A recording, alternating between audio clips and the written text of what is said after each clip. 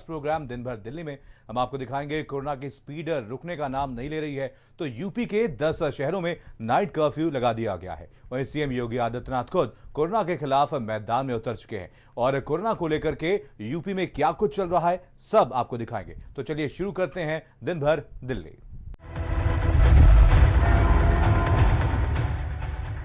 UP से चलता है दिल्ली और दिल्ली से चलता है देश। दिन भर दिल्ली। कोरोना को देखते हुए सीएम योगी आदित्यनाथ ने खुद कमान संभाल ली है। सीएम योगी आदित्यनाथ ने प्रयागराज और वाराणसी में अधिकारियों के साथ बैठक की। देखिए रिपोर्ट।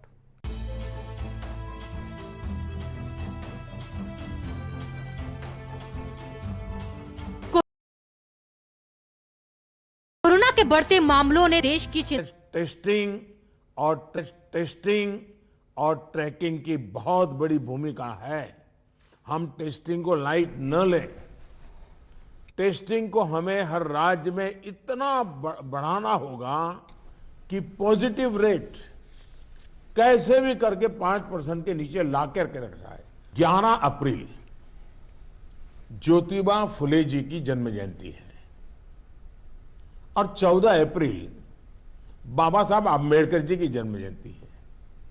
क्या हम 11 अप्रैल से 14 अप्रैल पूरे अपने राज्य में टीका उत्सव मना सकते हैं? कोरोना के जो एसओपीज हैं, जो प्रोटोकॉल्स हैं, डिस्टेंस मेंटेन करने वाली बात है, मास्क पहनने वाली बात है, अगर मेरा देश का नौजवान इसको लीड करेगा तो कोरोना की कोई ताकत नहीं है को मेरे नौजवान तक पहुंच जाए। दिल्ली में कोरोना के बढ़ते केस को देखते हुए दिल्ली सरकार अलर्ट हो गई है। देश में कोरोना वायरस का संक्रमण रुकने का नाम नहीं ले रहा है। लगातार तीसरे दिन देश भर में कोरोना वायरस के 1 लाख से ज्यादा नए मरीज सामने आए हैं। बीते 24 घंटे में देश भर में कोरोना वायरस के 1,31,000 से ज्यादा नए मरीज सामने आए हैं। वहीं 780 मौतें बीते 24 घंटे में कोरोना वायरस की वजह से पूरे देश में हुई हैं। वहीं यूपी में कोरोना के मामलों में जबरदस्त उछाल आया है। कांग्रेस के प्रदेश अध्यक्ष अजय लल्लू ने सरकार पर निशाना साधा है तो फिरंगी बहली ने भी लोगों से सावधान रहने की अपील की है। लखनऊ में सौदागरी में लंबी वेटिंग चल रही है। लोग दाह संस्कार तक नहीं कर पा रहे हैं। अस्पतालों में बेड की व्यवस्था नहीं, वेंटिलेटर की व्यवस्था नहीं, वैक्सीनेशन समाप्ति के कगार पर है। सरकार पूरी तरह इसकी जिम्मेदार है। एक वक्त में किसी भी मस्जिद में 100 से ज्यादा लोग जमा ना हों और मस्जिदों में भी मास्क है, सैनिटाइजेशन है, सोशल डिस्टेंसिंग का पूरा ख्याल रखा जाए। कोरोना के बढ़ते हुए केसेस को देखते हुए उत्तर प्रदेश के अंदर ये समीक्षा पिछले 2-3 दिन से मुख्यमंत्री के स्तर पर और कल प्रधानमंत्री के स्तर पर भी वीसी के माध्यम से हुआ गया था। और उत्तर प्रदेश में ये जो पिछले साल का ट्रेंड हमने देखा है उसमें 4 शहर जैसे लखनऊ, कानपुर, प्रयागराज, वाराणसी, आज जो केसेस हमारे पास आ रहे हैं अभी वर्तमान समय में, उसमें 50% केसेस इन 4 शहरों का है। लखनऊ में भैंसा कुंड में लगी कतार कोरोना की भयावह स्थिति को बताने के लिए काफी है। वेटिंग में लगे लोगों का बुरा हाल है। लखनऊ सहित पूरे उत्तर प्रदेश में कोरोना वायरस से मौतों का सिलसिला लगातार बढ़ता जा रहा है। इस वक्त मौजूद हैं हम भैंसा कुंड में। आपको हम तस्वीरें दिखाएंगे कि ये जो एम्बुलेंस दिख रही हैं सारी की सारी लाइन से खड़ी हुई, इनमें सब में कोरोना के जो मरीज थे उनकी बॉडी रखी हुई है, मृतकों के शव रखे हुए हैं। 1 दर्जन से ज्यादा टोकन नंबर जो है फिलहाल दिया गया है। 1 दर्जन से ज्यादा शव इस वक्त कोरोना से जिनकी मौत हुई है वो यहाँ पर शवदाह गृह में रखे हुए हैं। कोरोना को देखते हुए सीएम योगी खुद एक्टिव हो गए हैं और योगी ने मंत्रियों को 4 जिलों की जिम्मेदारी दी है ताकि मंत्री जिलों में जाकर स्थिति का जायजा ले और सरकार को रिपोर्ट दे। सुरेश खन्ना को गाजियाबाद, नोएडा, मेरठ और सहारनपुर तो जयप्रताप सिंह को कानपुर, आगरा, झांसी और बरेली का जिम्मा सौंपा गया है। खुद सीएम योगी लखनऊ, प्रयागराज और वाराणसी की समीक्षा करेंगे। इसके साथ ही यूपी के लखनऊ, कानपुर, नोएडा, झांसी, वाराणसी, प्रयागराज, बरेली, सहारनपुर में नाइट कर्फ्यू का ऐलान कर दिया गया है। ब्यूरो रिपोर्ट, भारत समाचार। कोरोना महामारी का विकराल रूप देश में अपना कहर ढा रहा है। हर दिन नए मामलों की संख्या बढ़ती जा रही है। दिल्ली, महाराष्ट्र समेत यूपी में कोरोना भयंकर तबाही मचा रहा है। कुछ तस्वीरें आपको जरूर विचलित कर देंगी, लेकिन आपको सच्चाई दिखाना बेहद जरूरी है।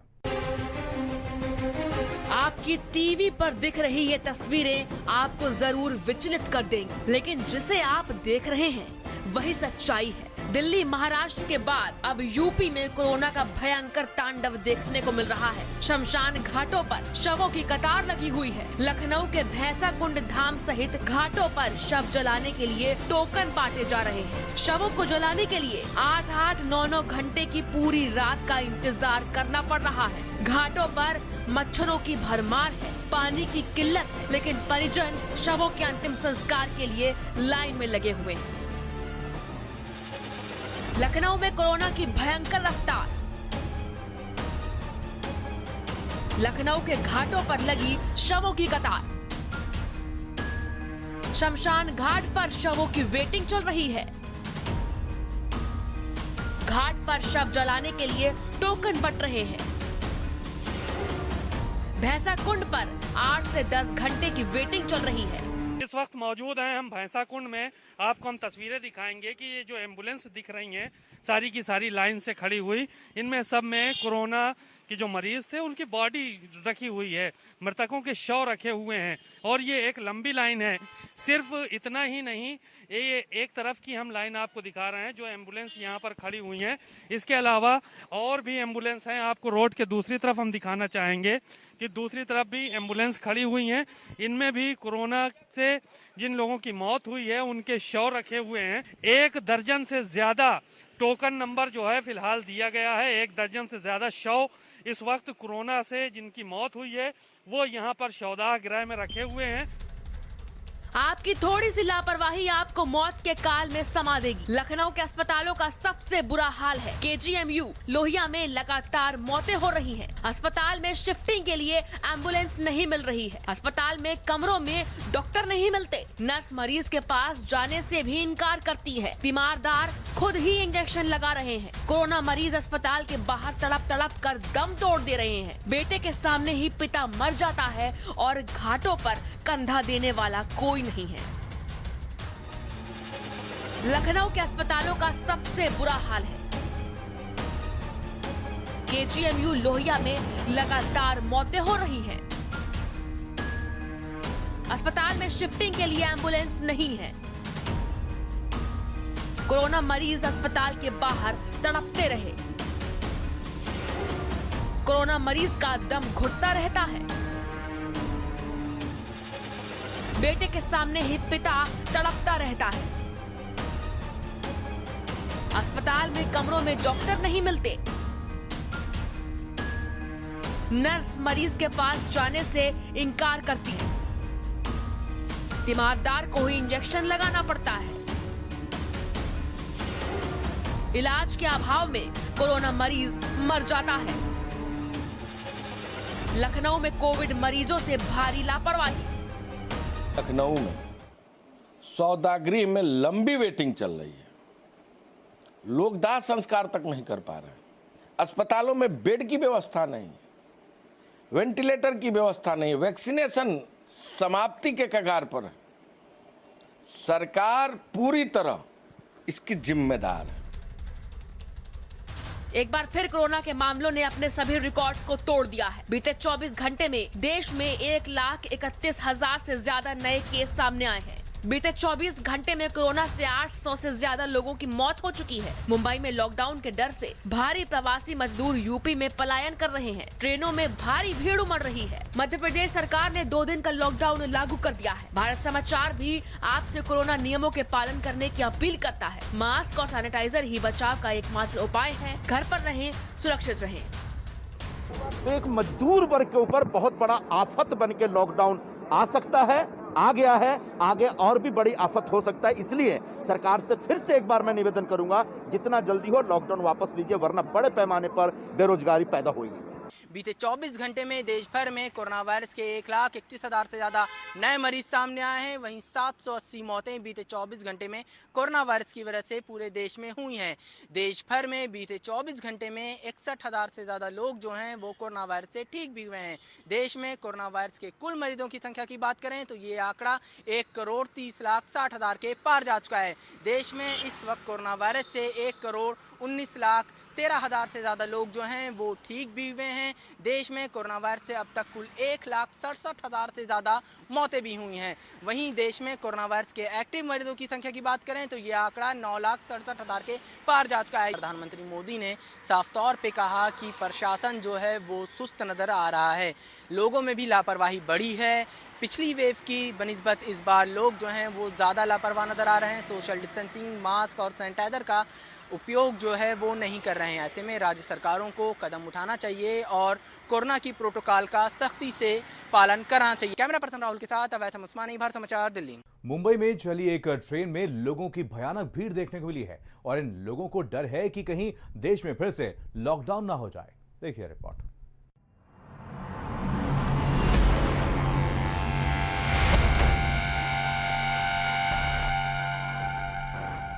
कोरोना के बढ़ते मामलों को देखते हुए लोगों के अंदर एक बार फिर डर दिख रहा है। लोग खौफ के साए में हैं। लोगों के मन में ये भावना है कि कहीं ऐसा ना हो कि देश में एक बार फिर लॉकडाउन लग जाए और उन्हें फिर से वही मंजर देखना पड़े और फिर पैदल चलना पड़े, फिर भूख और रोजगार से संघर्ष करना पड़े।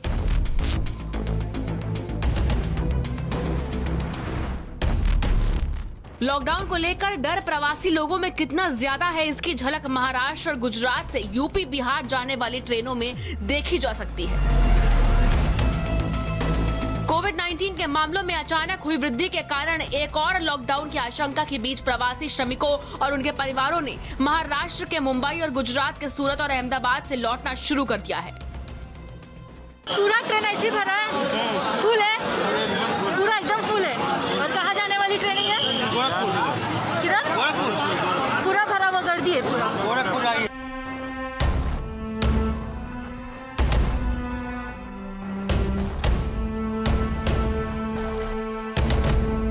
मुंबई के लोकमान्य तिलक टर्मिनस पर ट्रेनें प्रवासी श्रमिकों से खचाखच भरी देखी जा रही हैं।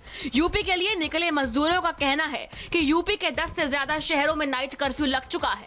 ऐसे में कभी भी लॉकडाउन लग सकता है। आप लोग कहीं काम से जा रहे हैं या फिर कोरोना के डर की वजह से? कोरोना के डर की वजह से डर सता रहा है, इसके लिए तत्काल टिकट निकाल के जा रहे हैं। तत्काल टिकट निकाल के जा रहे हैं सर, कोरोना के डर की वजह से। ट्रेन में इतनी भीड़ है कि पैर रखने की भी जगह नहीं है। लोग खिड़कियों के जरिए ट्रेन के अंदर घुसने को बेताब दिखे। लोगों का कहना है कि वो इसलिए यहाँ से निकल रहे हैं क्योंकि कोरोना तेजी से बढ़ रहा है। ब्यूरो रिपोर्ट, भारत समाचार।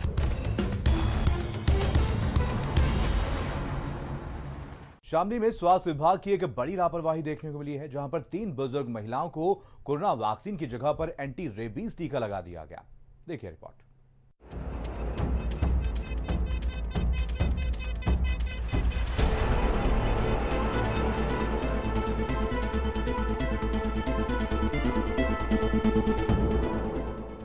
कोरोना को लेकर पूरे देश में जागरूकता अभियान चल रहा है। लोगों से अपील की जा रही है कि मास्क लगाएं और वैक्सीनेशन कराएं। लेकिन शामली से एक ऐसा मामला सामने आया है जिसने सभी को चौंका कर रख दिया है। असल में शामली के कांधला सामुदायिक स्वास्थ्य केंद्र में स्वास्थ्य विभाग की बड़ी लापरवाही सामने आई है, जहां वैक्सीन लगवाने गई 3 बुजुर्ग महिला को कोरोना वैक्सीन की जगह रेबीज का टीका लगा दिया। एक बुजुर्ग महिला की हालत गंभीर होने पर यह पूरा मामला सामने आया है। कांधला की रहने वाली 70 साल की सरोज, 72 साल की अनारकली और 60 साल की सत्यवती वैक्सीन लगवाने गई थी, लेकिन तीनों महिलाओं को बाहर से सिरिंज मंगवाकर रेबीज का टीका लगा दिया। जब बुजुर्ग महिला सरोज की हालत बिगड़ी तो उसे निजी नर्सिंग होम में भर्ती कराया गया तो पूरा मामला खुला। टीका लगवाने के लिए गई थी, उन्होंने मेरे कुत्ते का टीका लगा दिया और मुझे चक्कर से आने लगे, वहाँ दिक्कत बन गई। मैंने करने की आधार कार्ड जमा हो, करने के आधार कार्ड की पर्ची की कोई ज़रूरत नहीं। भाई साहब हम गए थे वहाँ से, तो उन्होंने कहा, मैंने वो दिखा अपना आधार कार्ड, मैंने कहा भैया ये पर्ची कहाँ बनेगी, मुझे पता नहीं था। उसने कहा बनती रहेगी पर्ची, मेरे हाथ में से लेके हो गए 10 रुपये दो और ये लो सिरिंज। मैंने सोचा सिरिंज लेके जाते होंगे, मगर ले भाई। और बर्थडे के फट कुछ नहीं पूछा और मेरे वो हमारे तो उन्हें कुत्ते काटने का लगा दिया। जब मैंने पूछा भाई किस तरह का लगाया, कुत्ते काटने का लगाया। मैं कहा भाई इतना गलत कर दिया, हमारे तो पूछा भी नहीं, बिना पूछे उन्हें लगा दिया। वैसे हमारे बस हमारे दिमाग में चक्कर से आने लगे, हम तो वहीं बैठ गए। फिर तो आपने पूछा नहीं उससे कि कोरोना का है या नहीं, हमने नहीं पूछा भाई टिक्के लग रहे हैं यहाँ पे। स्वास्थ्य विभाग की सबसे बड़ी लापरवाही, शामली में लोगों की जिंदगी से खिलवाड़। कोरोना वैक्सीन की जगह एंटी रेबीज का टीका। 3 महिलाओं को एंटी रेबीज का टीका लगा दिया गया। शिकायत पर सीएमओ ने जांच के आदेश दिए। कांधला सामुदायिक स्वास्थ्य केंद्र में लापरवाही। इस पूरे मामले का डीएम ने संज्ञान लिया है और पूरे मामले में रिपोर्ट तलब की है।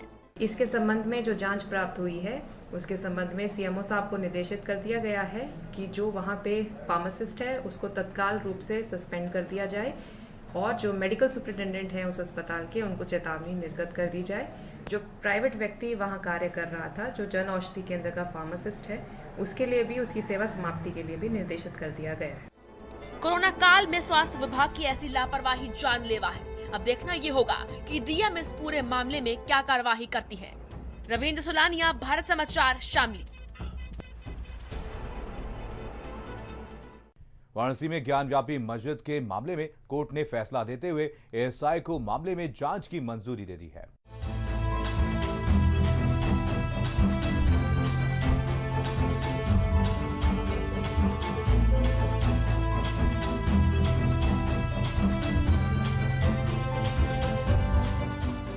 काशी विश्वनाथ मंदिर और ज्ञानव्यापी मस्जिद मामले में कोर्ट का फैसला आया है। कोर्ट ने एएसआई को मामले में जांच करने की मंजूरी दे दी है।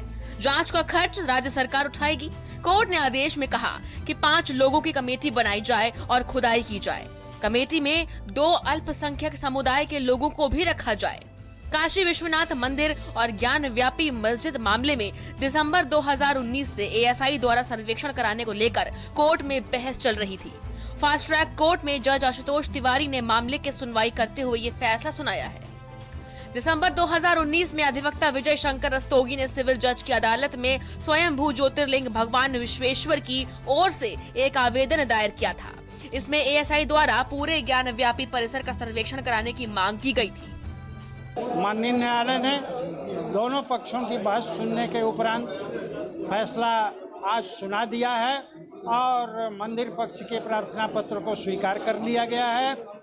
आर्कियोलॉजिकल सर्वे ऑफ इंडिया और उत्तर प्रदेश सरकार को निर्देशित किया गया है कि वे अपने खर्चे से ये पुरातत्व का सर्वेक्षण करके और आख्या माननीय न्यायालय में प्रस्तुत करें कि वहाँ इस विवादित ढांचे के पूर्व पुरातन में कोई मंदिर का अवशेष था कि नहीं। इस मामले में सुन्नी वक्फ बोर्ड के चेयरमैन जिलानी का कहना है कि सिविल जज के आदेश को हाई कोर्ट में चुनौती देंगे।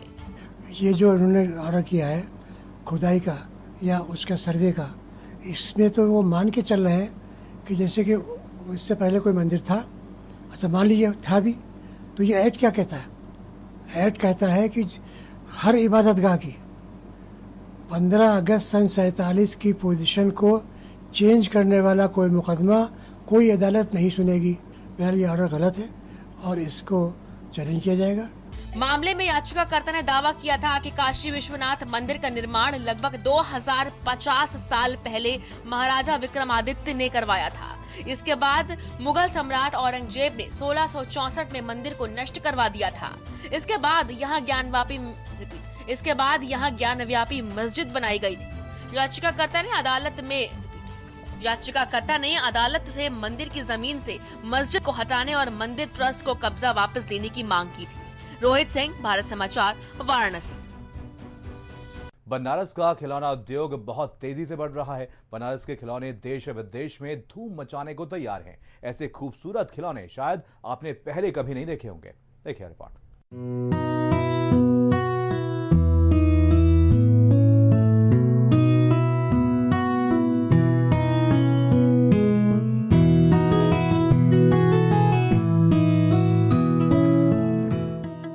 वाराणसी के ये खिलौने अगर आप देख लें तो खरीदे बिना रह नहीं पाएंगे। इन खिलौनों की इतनी ज्यादा वैरायटी है कि कोई न कोई खिलौना आपको पसंद आ ही जाएगा। जब से पीएम मोदी ने मन की बात कार्यक्रम में इन खिलौनों का जिक्र किया है, उसके बाद तो मानो वाराणसी के खिलौना उद्योग को पंख लग गए हैं। यहाँ खिलौनों की इतनी ज्यादा डिमांड बढ़ गई है कि दिन रात कारीगर खिलौना बनाने का काम करते हैं।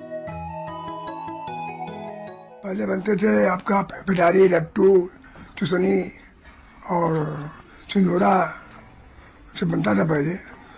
अब तो नए नए बनने लगे हैं नेकलेस, बैंगल, ये बच्चों के गिनती का ये है, शंकर जी है, ये बैग बनने लगा है, ये कोस्टर सेट है, बहुत सी चीजें बनने लगी है। वाराणसी में खिलौना उद्योग के अच्छे दिन आ गए हैं। इन खिलौनों में प्राचीन भारत की झलक दिखती है, अध्यात्म दिखता है और आधुनिकता भी दिखती है। देवी देवताओं से लेकर गाड़ियों के खिलौने बनाए गए हैं। सबसे खास बात यह है कि इन खिलौनों को बनाने में सिर्फ लकड़ी का इस्तेमाल किया जाता है। इनमें से कई खिलौने ऐसे भी हैं जो बैटरी से चलते हैं, क्योंकि बाजार की डिमांड के हिसाब से इन्हें बनाया गया है। मूर्तियों में गणेश जी का, हनुमान जी का, और आधुनिक में जो है आजकल जैसे ये रिक्शा हो गया, ये गिनती का ये हो गया, ये हो गया, ये सब चीजें आधुनिक हो गई। काशी के ये खिलौने मन को मोह लेने वाले हैं। देश के बाजार में इन खिलौनों की खूब डिमांड है। पिछले 1 साल से खिलौना उद्योग ठप पड़ा है, लेकिन बनारस का खिलौना उद्योग चमक रहा है। देश में डिमांड बढ़ने के साथ साथ अब इन खिलौनों को वैश्विक बाजार तक पहुंचाने की पहल हो रही है। ब्यूरो रिपोर्ट, भारत समाचार।